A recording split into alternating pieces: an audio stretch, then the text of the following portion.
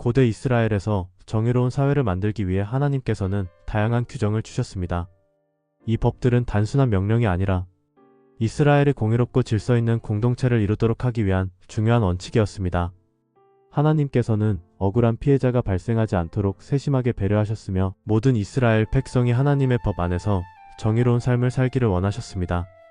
먼저 하나님께서는 재판에서 공정성을 유지하기 위해 반드시 두세 명의 증인을 세우도록 명령하셨습니다. 한 사람의 증언만으로는 판결을 내릴 수 없었습니다. 이는 거짓 증언으로 인해 억울한 피해자가 발생하는 것을 방지하기 위한 조치였습니다.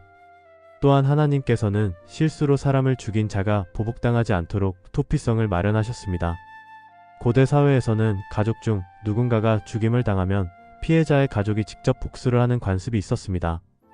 하지만 하나님께서는 고의로 살인을 저지른 것이 아니라면 보호받을 수 있는 방법을 마련하셨습니다. 토피성이 너무 멀면 보복자가 피해자를 따라잡아 복수할 위험이 있었습니다.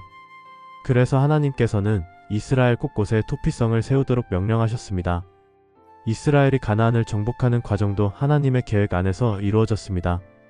이 전쟁은 단순한 영토 확장이 아니라 하나님이 아브라함과 이삭과 야곱에게 하신 언약을 성취하는 과정이었습니다. 하나님께서는 이스라엘 백성에게 가나안을 기업으로 주시겠다고 약속하셨고 그 약속을 이루기 위해 전쟁을 허락하셨습니다. 그러나 이 전쟁은 탐욕이나 개인적인 목적을 위해 수행되어서는 안 되었습니다. 하나님께서는 전쟁에도 기준을 두시고 이스라엘 백성이 하나님의 법을 따라 움직이기를 원하셨습니다. 포로가 된 여인과 결혼하는 경우에는 그녀를 존중하고 충분한 시간을 두어 결정을 내리도록 했습니다. 전쟁에서 포로로 잡힌 여인은 심리적으로 큰 충격을 받은 상태일 수 있었기 때문에 즉시 결혼을 강요하는 것이 아니라 일정 기간을 두고 보호하도록 했습니다.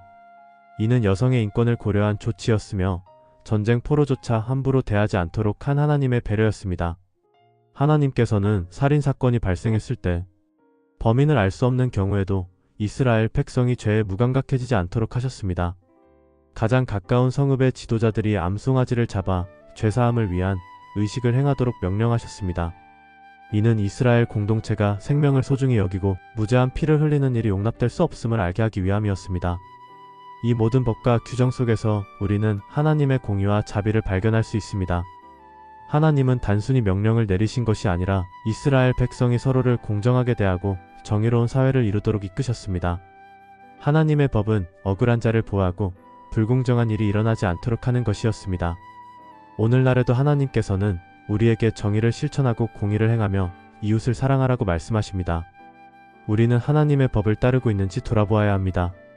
우리 사회에서도 공정한 질서와 정의를 세우기 위해 노력해야 하며 하나님의 뜻을 실천하는 삶을 살아가야 합니다.